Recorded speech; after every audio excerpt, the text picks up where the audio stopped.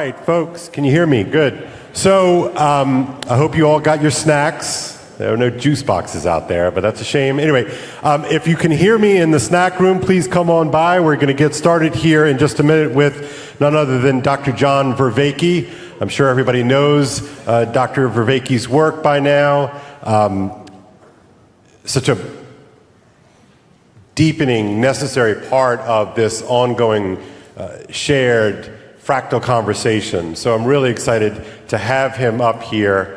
And I wanted to do the no, no, no, no thing, but I couldn't make a joke with that. So I guess I just did. Right, yeah. Oh, you know what I'm doing. See what I'm doing. These Zoomers, I tell you, God bless them. Can I get a high sign from Sam? Are we ready to go? Oh, all right. So without further ado, please welcome to the stage none other than Dr. John Vervaeke.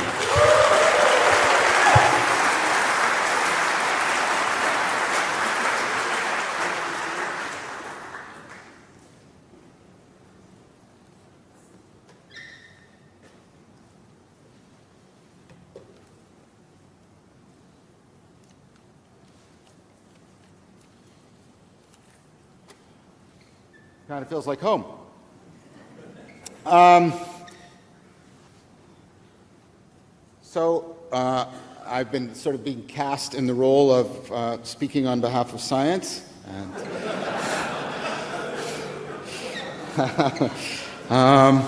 and I'm happy to do that.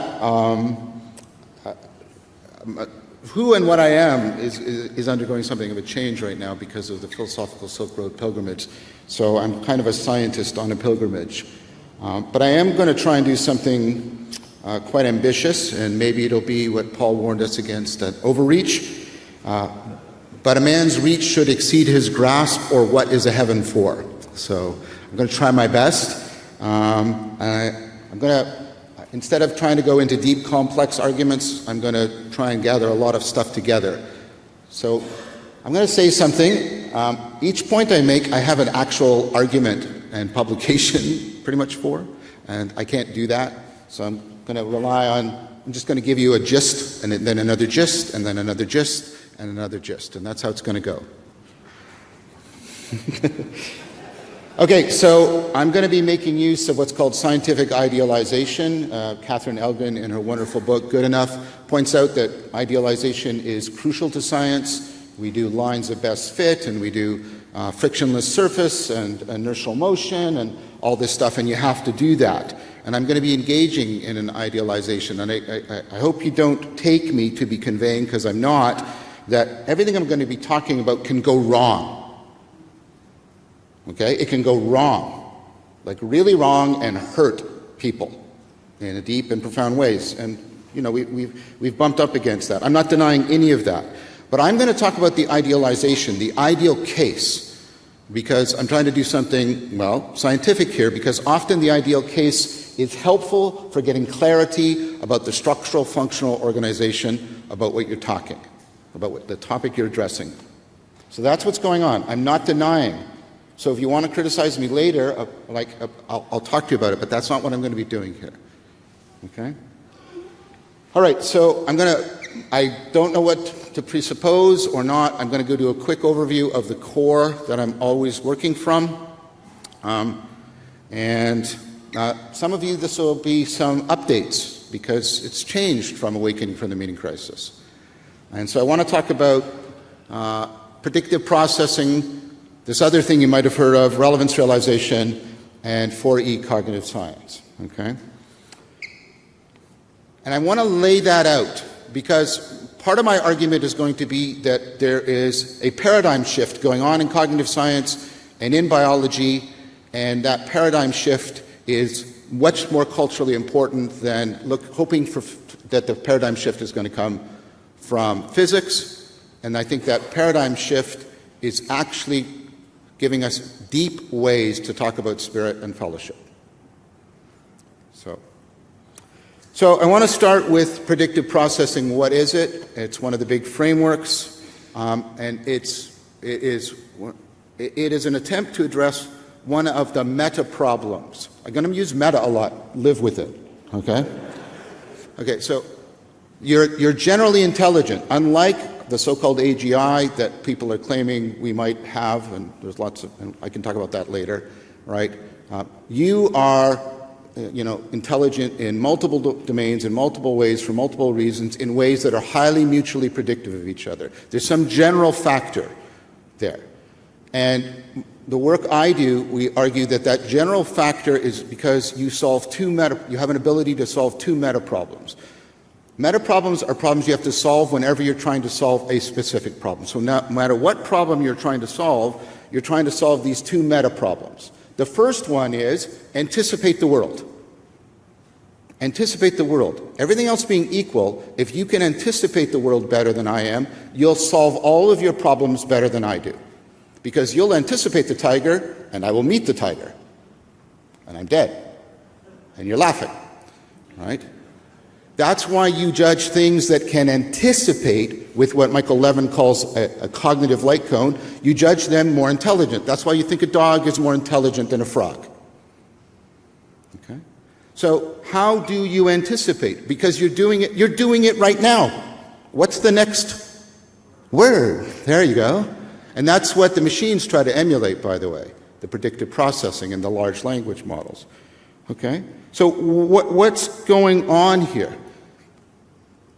Now, what Carl Friston came up with, and other people like Andy Clark, my former student and colleague Mark Miller, is the idea the brain doesn't actually try to predict the world. And this is the first doorway to spirit. What? Hang with me. The brain doesn't try to predict the world. That's too complex for any machine.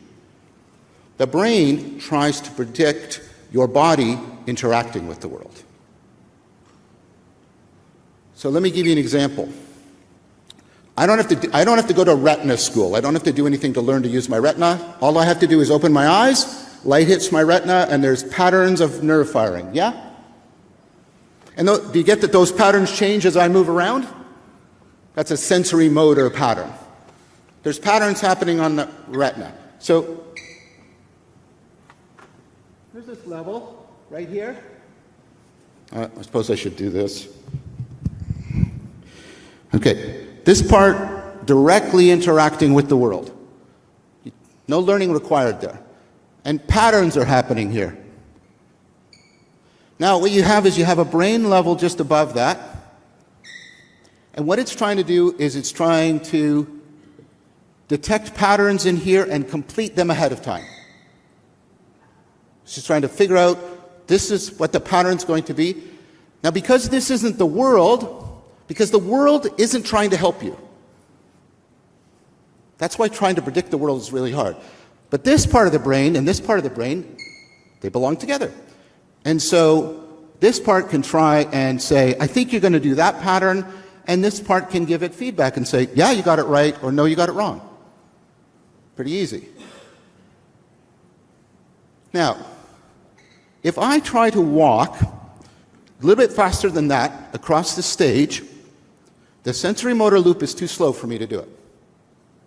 I can't do it. If I were to rely on the information to go down and come out, it's too fast.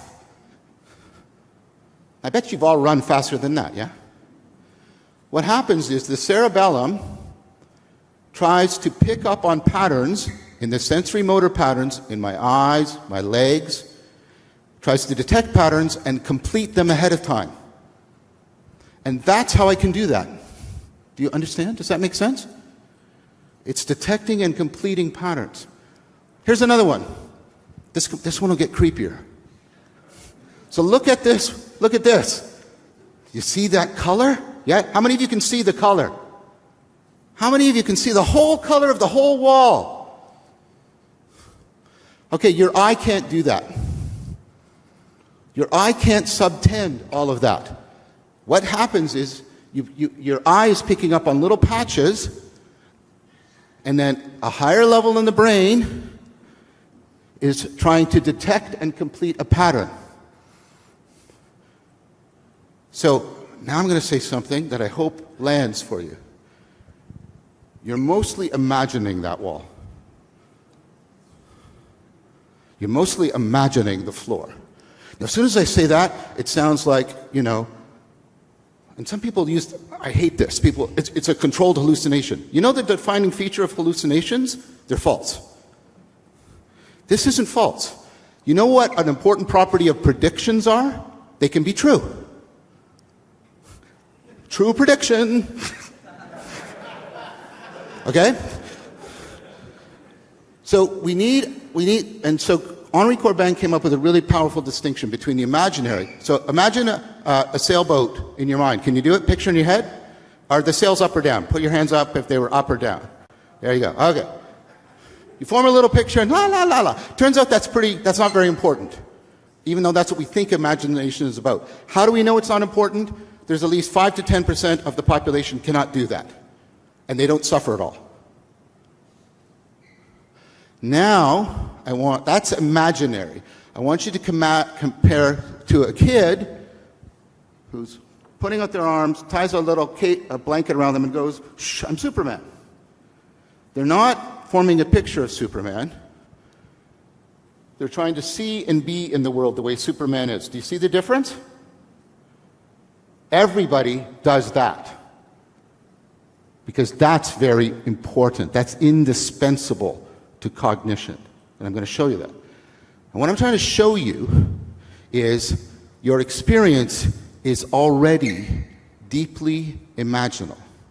So what the European Enlightenment gave us this idea that there's reality. You got to hit surfaces very hard when you do that. And then there's the imagination. And here's the scientist. And here's the romantic poet. And that's pretty much all bullshit. Okay? These dichotomies, if I can do one thing here, I want to smash the dichotomies. Okay, so right from the beginning, notice it's imaginal, and notice two things. The brain is modeling itself to model the world, and whenever it's modeling the world, it's modeling itself. I'll do that again. When the brain is trying to model the world, it's modeling itself. Okay? Your modeling of yourself and your modeling of the world bleed into each other. Your detection of the world and your anticipation of the world bleed into each other. You are porous.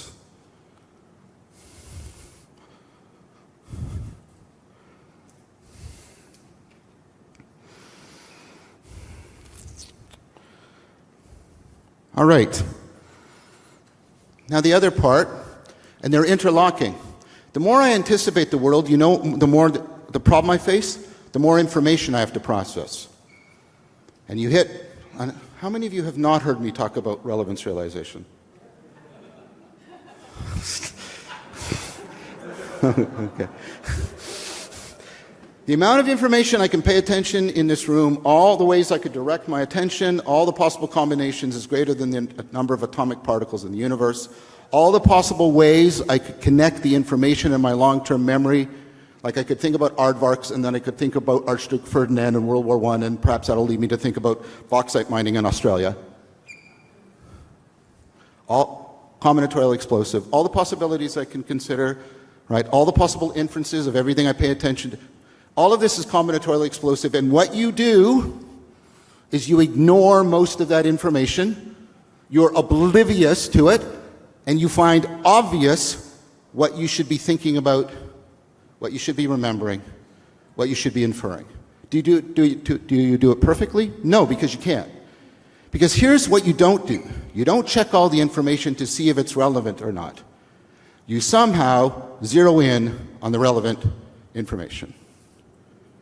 And you do it reliably. And the LLMs don't give us any, two more times, any explanation of how you do it, because they're completely dependent on us.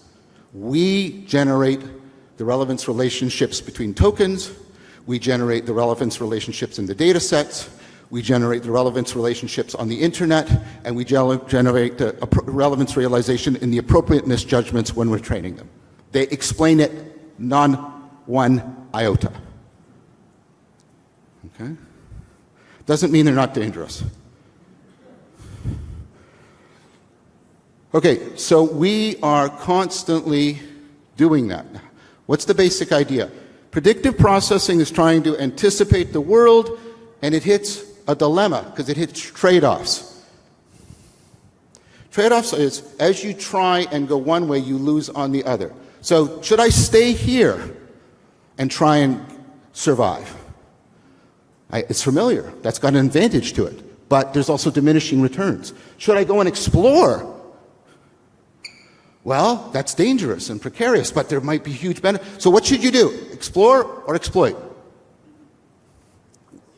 Yeah, right. They're trade-off relationships because you should do both, but each comes at the expense of the other. So what happens is predictive processing is trying to reduce you being surprised by the world. It hits these trade-offs, and it evolves opponent processing. This is at the heart of relevance realization. You have your attention is doing it right now. Part of your attention is trying to focus on me. It's called the task focus network. And another part is mind wandering. You're going off and thinking about other things. And what happens is most of those are useless. You kill most of them off, but you keep a few and you come back and you change how you're paying attention. Then you wander off, then you come back, and you're doing this opponent processing. Okay. Left and right hemisphere. Left, familiar problems, well-defined. Right hemisphere, ill-defined problems with novelty. Back, should you just do one or the other? No. So you have two hemispheres and they do opponent processing. This is all through your biology. Opponent processing. What you get out of opponent processing is you get what Merleau-Ponty calls an optimal grip. So, how should I look at something? There's trade-off relationships. Should I look at it like this? But when I look at it like this, I can't be looking at it like this. But when I'm looking at it like this, I can't be looking at it like this. How should I look at it? You do opponent processing until you get the best grip on the situation that is relevant to the task at hand. And I want you to notice something else, how that's imaginal. Do you actually ever see the bottle? Are you sure? Do you ever see the bottle? Do you ever see the bottle? You're actually doing this ongoing through line through all of these different ways, we call them aspects, that it could be relevant to you. That's imaginal, but it doesn't mean it's false. So you're forming this optimal grip, connectedness. And then what you're doing is you're often standing back and you're considering potential optimal grips, and you're trying to take the best stance that will give you the best availability to all the optimal grips. That's like in fighting, like Jeet Kune Do. I don't fight with this. This is because this is good for jab or hook or back fist, however I need it. The stance is like, another one, it's a meta-optimal grip. That's your orientation. You are orienting right now. And Kant discovered a long time ago that before I can do any argument, any reason, any categorization, anything, I have to be properly oriented. He got really perplexed. I bet you didn't know this about Kant. He got really perplexed between my propositional description of my left hand and right hand are identical. And he realized, but they're different. And I need something other than the propositions to distinguish my right hand from my left hand. And he didn't have such a thing, so he said it was feeling. And then he put it aside. Okay, so you're orienting, you're optimal gripping, and all of this is way before you do any categorizing, any reasoning. Okay? That's relevance realization. And I use a term for that, orienting, optimal gripping, connectedness, religio. Because that's what it means. It means connectedness.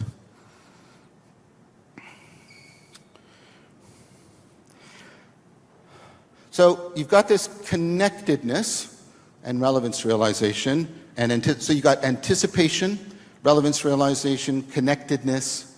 It's inherently imaginal in nature. It's constantly evolving. Now let's pay attention to the fact that this imaginal is actually indispensable to you being rational. Before you can reason, you have to be able to be aware of your own cognition. It's called metacognition. So I can ask you, what are you thinking about right now? Presumably you can answer me, yes? If you ask a 3-year-old, 3.5-year-old, what's in your head right now, they'll tell you blood. Like, you have to develop that skill. It takes time. Okay, now here's the thing I want you to think about. That space you go into to look at your own thoughts, is that a physical space? No. Is it just fictional? Unreal? No, because you actually get real knowledge that you absolutely have to have in order to become reasonable. That space inside your head is imaginal. It's imaginal. And it helps you get an optimal grip on your own cognition. What about your relationship to your future self? If you're going to be rational, you have to do things now for the sake of your future self. Is that future self, is it physically real? Well, no. Is it merely fictional? No, because that's not right either, because if you don't pay attention to it, you're dead. So what is it? Oh, it's imaginal. Sometimes I have to think really concretely, and sometimes I have to think very abstractly. Notice what my hands are doing. I'm doing this. Is that physical? Is abstract, like literally above us? No. Is that just fiction? No, because try and think of it without doing that. The imaginal is essential to being reasonable. But the imaginal is depending on your capacities for anticipation and relevance realization. The imaginal, which is so central to you being reasonable, depends on the fact that you are in this porous relationship with reality. You bleed into the world and the world bleeds into you. And that's not the model of reasonable rationality we were given by the Enlightenment.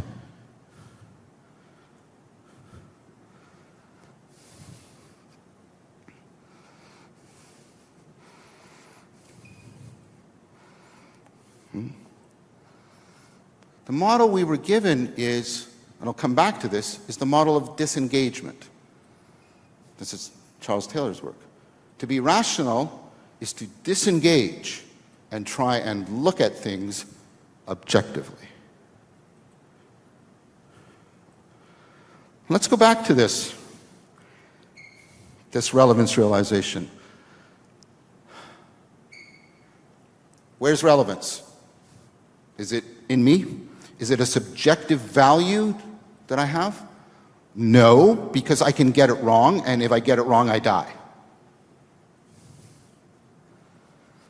Oh, so it's an objective property of things. So notice this. It's now relevant to you, and now you're doomed, because if it's objective, it's going to be relevant to you for the rest of your life. So it's neither objective nor subjective. Where is it? Where is it? And notice what we're trying to do here. We're trying to, these are the dichotomies. See, the disengagement of modernity is built on dichotomies. It's built on cutting things off from each other. In here is myself, and that's voluntary, and that's where my values come from. Out there is objectivity, and that's where the facts come from. And you can't get from values to facts, and you can't get from facts to values, and Sam Harris and all those people argue, blah, blah, blah, blah, blah. Now, does that actually make any ultimate sense? Because is relevance a fact or a value? Ah, right.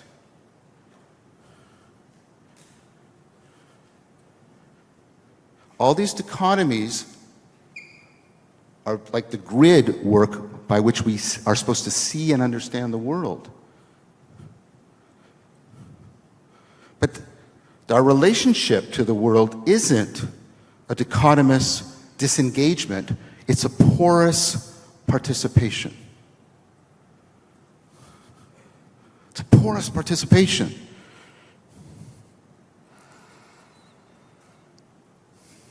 Why does that matter?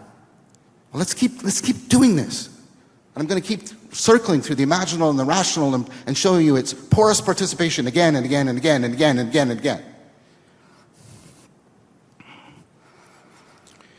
See, that domain of transjectivity, of the porous participation that is deeper, more real than the subjective-objective dichotomy, which is not universal across cultures or history, by the way, even though we think it's natural. That religio domain,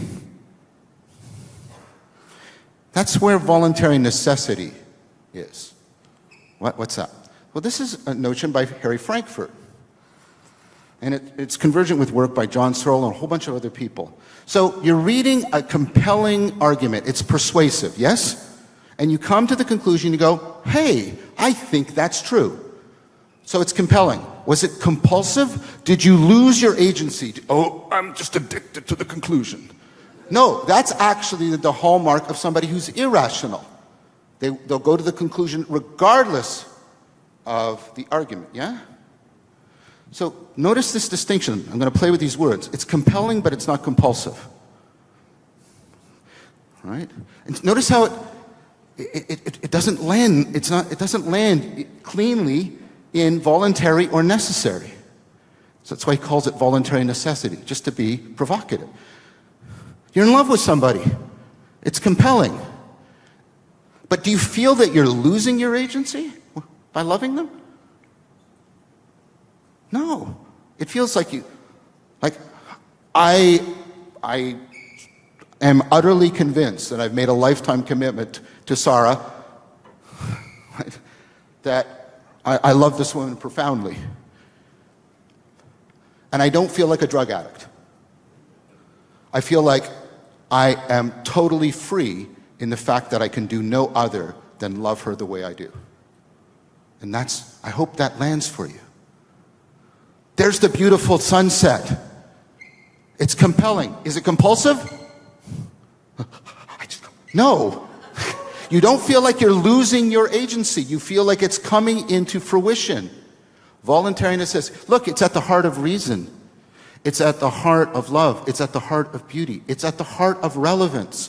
Things are relevant to you. They're compelling, but they're not compulsive because they can be relevant 1 minute, salient 1 minute. Your left big toe, it's salient to you now. Hopefully it doesn't remain that way for much longer. Voluntary necessity, voluntary necessity, voluntary necessity. Do you see? Religio is the domain of voluntary necessity. I am talking about spirit, although you haven't heard me use the word yet. I am talking about spirit. I'm trying to give us a new way of talking about spirit. I was talking to Bishop Maximus on the Philosophical Silk Road, and he was giving me an argument. Some of you might have seen the video. And he was giving an argument for Clement of Alexandria, and he had what's called a presuppositional view of faith. And when it was done, I said to him, something just clicked for me. This Philosophical Silk Road has just unleashed a tsunami of synchronicities for me that I don't know how to explain, and I'm just sort of riding the wave. And I said, I've been trying to understand this voluntary necessity, but what I think is going on is the sensed presence of that voluntary necessity, that's the common heart sense of reason, beauty, love, flow, relevance, that common heart sense, that sensed presence of that, that's what you mean by faith. And he said, John, I think that's a perfect argument. Now, when a bishop tells you that, you pay attention to it, right? And so, good. I was kind of like, wow. You see, that's what I have with Sarah. I'm faithful to her. It doesn't mean that I get up, what things do I believe about Sarah without good evidence? That's not what that means. It means I have a sensed presence of a calling to her of voluntary necessity. And that voluntary necessity isn't something aberrant to my cognitive agents. It's at the heart of reason, love, beauty, flow, relevance realization, predictive processing, etc.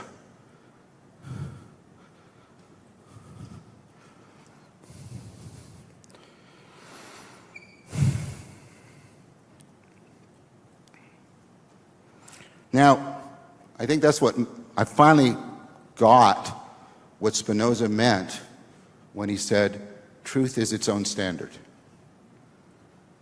What he meant was, all you can use to judge if you're moving towards reality is that sense presence of voluntary necessity that's at the core of reason, love, beauty, etc. And you can say that can all lead you astray. Yes. And what do you use in order to judge that it's led you astray?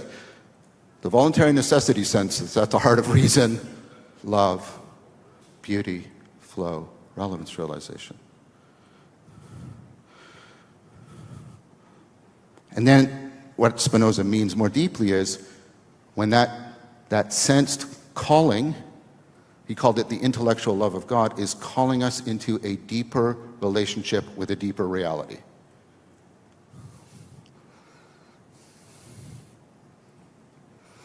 Now this is happening at multiple levels because you exist at multiple levels. You have your agency.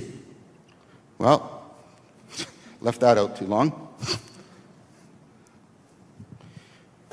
I hope the red comes up as much. You have your agency.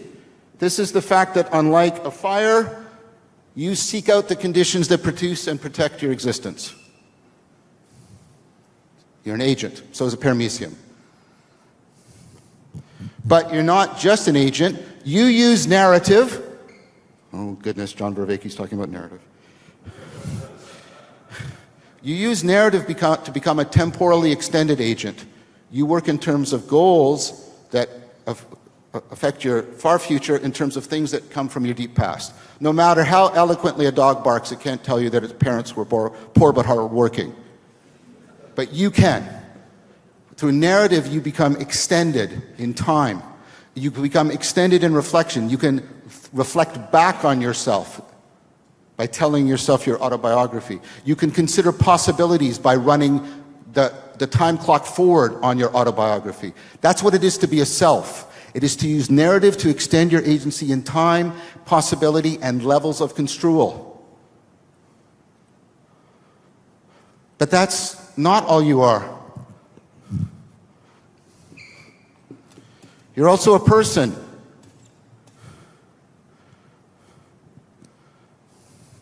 You do something that no other thing can do, barring God or something like that. I mean, no other biological organism. You make promises. You make promises. You do things not because of your agency or your selfhood, because of your desires or your autobiography. You do things because you are obligating yourself to what is true or good or beautiful. And you always do. There are no persons without communities, and there are no communities without persons. You're doing religio at all of those levels, and it's always imaginal.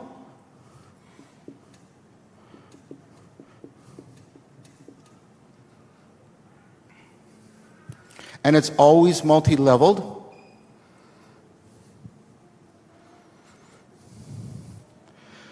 Which means there are levels to you that are primordial. They're sub-egoic. They're from which everything springs. For example, relevance realization, religio, is primordial in a profound sense. Before you can form representations, thoughts, ideas, formal, all of that presupposes relevance realization. And if you don't believe me, go and look. I've got a few things on relevance realization. Go look at all the published work, all the arguments. But it not only reaches into the primordial, like Elizabeth's roots of the tree, it also reaches above into the community and beyond into the super-egoic, like the branches of the tree. And it's not only porous this way, it's not only porous participation this way, it's porous participation this way. Because it's not like this is a ladder.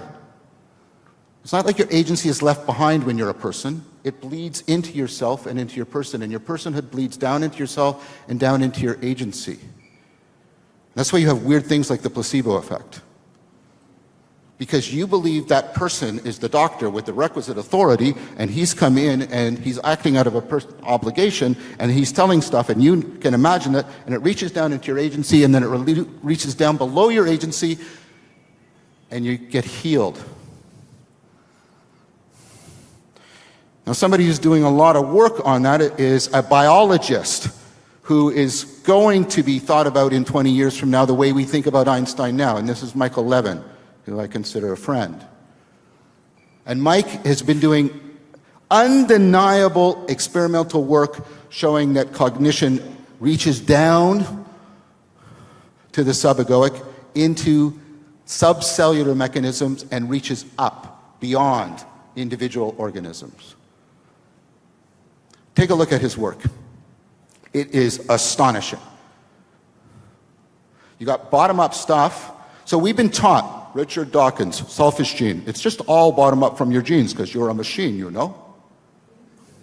What Mike shows is no, the community of the cells communicate bioelectrically, and that's a top-down constraint on what the cell actually becomes. And if you change the bioelectric field, the cell will become a different cell.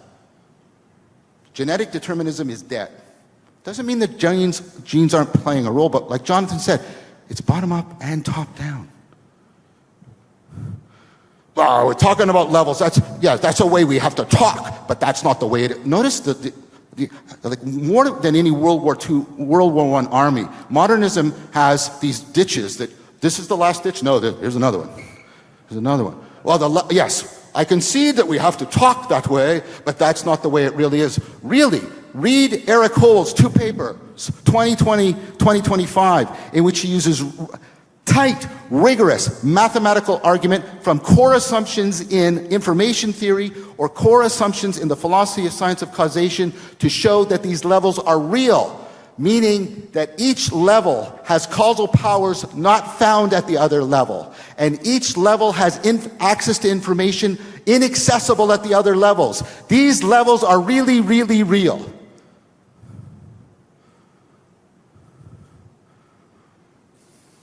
So this is not just a way of talking. This is the way things are.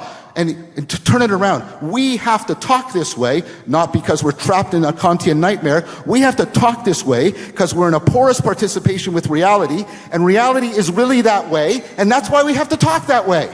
Why don't we consider that?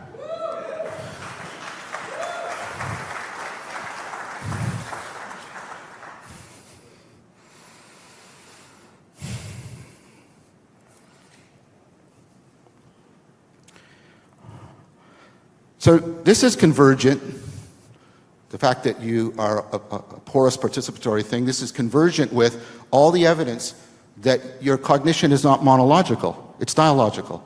You do better, reliably, experimentally, if you're in dialogue with other people rather than reasoning inside your own head.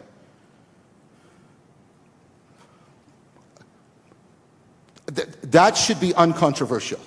The best science shows that the model of reasoning given to us by the Enlightenment, computation in your head, is actually scientifically disconfirmed. You actually do your best reasoning, this is work I'm doing with Dan Chiappi, in dialogue with other people. Porous participation. But we were taught that what we had, no, we have to disengage. This is Charles Taylor. We have to disengage. And we have to view the reality objectively, which means view it absolutely still and unmoving, the view from nowhere. What's the view from nowhere? Well, it's the view of everything, everywhere, all at once.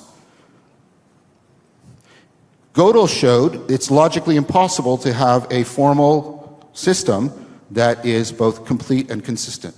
It is logically impossible to have a view of everything, everywhere, all at once. I'll put God aside because God doesn't fit in the lab. View of everything, everywhere, all at once? That requires absolute space. Einstein showed that's not possible. Do you understand? The model of disengagement is based on a picture that was not argued for, but was presented as correct, that is actually logically and physically impossible. Here's an idea. Let's not believe in things that are logically and physically impossible. That seems to me like a really rational thing to do. Why and how did we adopt this disengagement? We reverse engineered it from a desire for control and certainty. Why did we need control and certainty? Because, and all three of these words have the same etymological origin. They're siblings from a common ancestor. Truth, trust, and troth, like being betrothed to somebody. We lost those.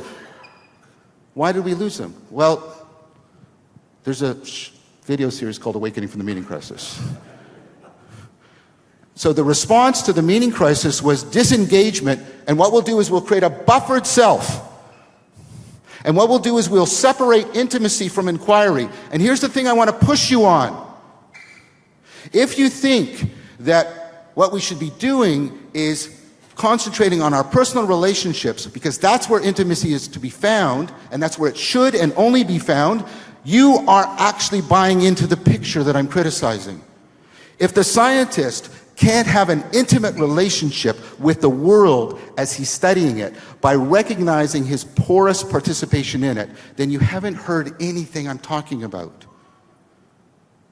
Because we think of intimacy as the special thing that happens to buffered selves, and what they have to do is they have to get all by themselves and put walls and curtains around them and block it all off. Okay, now I'll get naked with you. I'll be vulnerable here.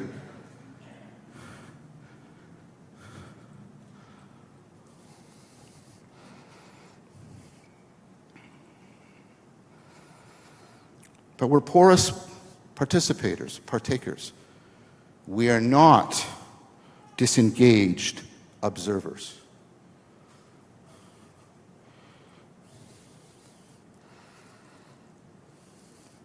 What I'm trying to get you to see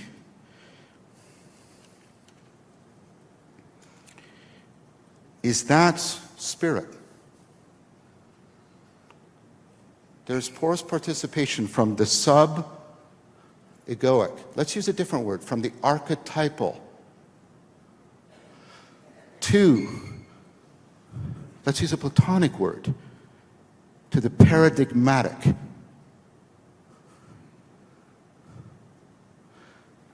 Porous participation all the way up, all the way down, all the way in, all the way out. That's spirit. And that spirit can become a sensed presence to you. Not just an idea. It's a sensed presence that can call to you. It can call you deeper, higher or lower, deeper in or out. And when the primordial and the ultimate are resonating, and the inner and the outer are resonating, the vertical and the horizontal, that's, I'm suggesting to you, that's spirit. So why is it incredible for you to think there might be a spirit of a city when you understand that there's a spirit of the billions of neurons in your brain, and you call it me? What's the difference? Well, I'm the buffered self, and selfhood ends here. Below, within, okay, I can deal with that. But above or below, no, just here. People actually literally think the self is sort of right here, about 3 inches in.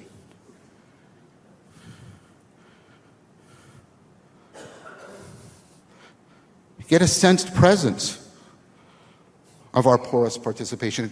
It's not just an unconscious thing. You see, what Dan Shappy and I argued, the work we did with the scientists and the rovers, is it's paradoxical because one of the rovers was called Spirit, right? They form, the scientists form a spirit, and that spirit can track hyperpatterns that individual cognizers can't grasp. And now Eric Hole has showed that that's actually mathematically provable.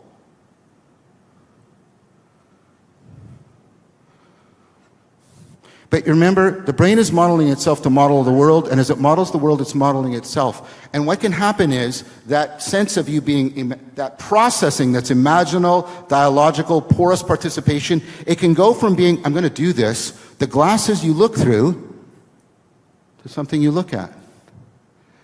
And that's the work of Anderson Day and John Geiger and a whole bunch of other people in presence.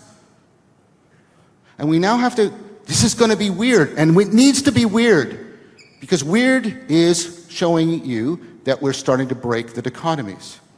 The number of people that have sensed presence is way more than you realize.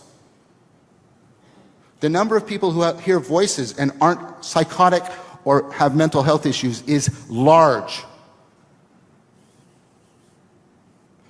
And there's a continuum. Some people have a sensed presence and it's something just sitting beside my right shoulder. Other people have like a Socratic daemon talking to them. And you think that's weird and strange, but pay attention to what's called parts work in IFS. Talking to the different sub-egoic parts of you is now the norm and becoming the dominant norm in psychotherapy. It's weird. Now here's the thing that's encouraging. When you feel weird and creeped out, we know this because of psychedelic research and altered states of consciousness. Altered states are neither good nor bad. They're neutral. The best way to understand them is their states of epistemic vulnerability. Epistemic vulnerability. The buffered self is broken, you're vulnerable. Now that can go really bad, and that can go really good. It's a double-edged sword. The evolutionary basis for this is you get weirded out, and you sometimes get sensed presence when you're weirded out, because what's happening is your brain is putting itself into an optimal state for the fastest, broadest learning it is capable of. And it's relying on the fact that you're inherently dialogical, transjective, and porous participation, and it's foregrounding your glasses because it's saying, you better update your glasses. And that can be a spirit talking to you. Now what if we have a joint sensed presence that is reaching down to the primordial, reaching up to the ultimate, reaching from the archetypal to the paradigmatic, reaching into the sub-egoic aspects of my inner life, reaching out to the hyper patterns of reality, resonating them in a way that is reasonable, that is orienting me in a reciprocal opening, individually and collective, to a greater reality. So we're sharing a spirit that is imaginal and transjective, and for that reason is reasonable and real. And we can share it, and we can live it together. And it can unite our depths to our heights, and our innermost selves to our outermost aspirations. William Desmond argues that, some of you have seen my discussions with James Filler, that James says, you can't get relations out of things, and you can't. But then I said to James, but you know what?